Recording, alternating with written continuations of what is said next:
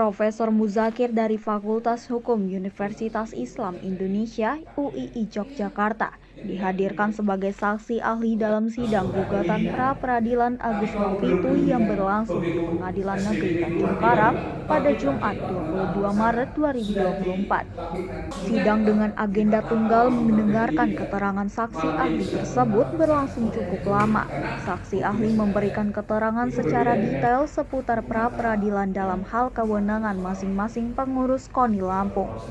Menurut Muzakir, untuk menetapkan seorang tersangka dalam perkara korupsi harus terlebih dahulu dibuktikan adanya kerugian negara berdasarkan audit dari Badan Pemeriksaan Keuangan atau BPK.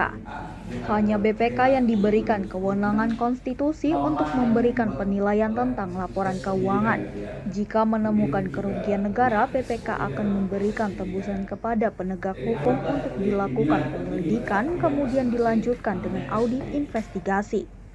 Menurut Muzakir, hal itu dinamakan dengan pro justisia. Menurut Muzakir, kejaksaan tidak punya kewenangan mengaudit sendiri. Satu-satunya yang berhak melakukan audit investigasi keuangan negara hanya BPK.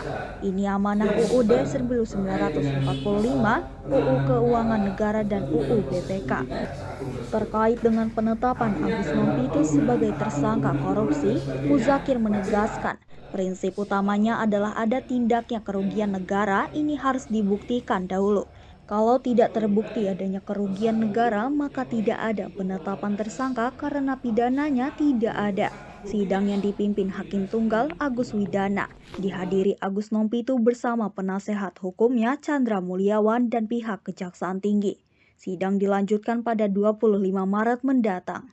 Itu kalau ini perkara pidana, mestinya dibuktikan dulu dia perbuatan yang bersangkutan ini terlibat dan punya kerugian negara atau tidak. Yang saya melihatnya tentang hubungan dengan kerugian negara itu belum tampak ya, kalau kita lihat diskusi itu belum tampak. Dan juga pembuktian kerugian negaranya itu harus dari BPK supaya objektif. Tapi ini tadi pembuktian kerugian negara kayaknya bukan dari lembaga BPK. Itu dari lembaga auditor swasta, saya lihatnya. Jadi itu kan nggak boleh. Jadi kalau uang negara dikelola, itu laporan pertanggungjawabannya kepada BPK. Keuangan negara ya harus kepada BPK. BPK sendiri yang menentukan melakukan audit apakah ada terjadi kerugian negara atau tidak. Kalau terjadi kerugian negara, dia akan tembusan kepada penegak hukum untuk diselidik. Baru dilakukan lagi namanya audit investigasi.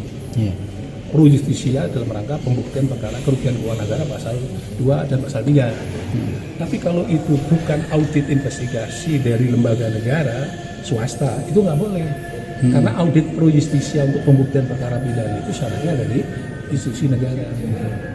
Atau setidaknya diangkat jabatannya oleh undang-undang. Nggak bisa ya? Kejaksaan itu tidak memberi kewenangan melakukan audit sendiri. Itu kan kata-kata sendiri itu nggak boleh.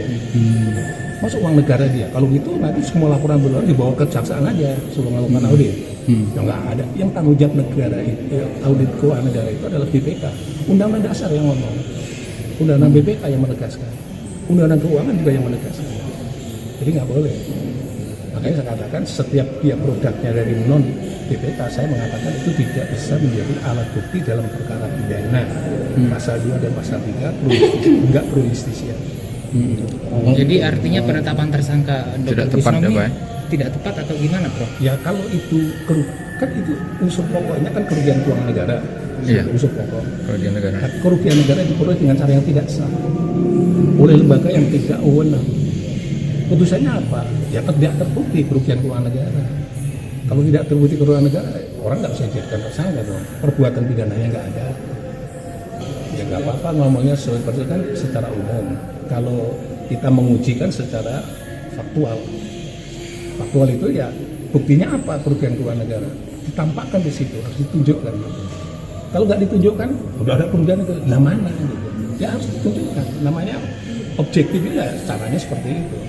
Tapi syaratnya harus produk dari BPK. Karena apa? Karena laporan pertanggungjawaban sudah diserahkan pada BPK. Kalau laporan diserahkan pada BPK, itu kan nggak boleh dipindah keluar lagi kan? Ibaratnya laporan sudah diserahkan BPK, yang tanggung jawab itu BPK, termasuk yang tanggung jawab melakukan audit investigasi. Tim Liputan Mitra TV melaporkan.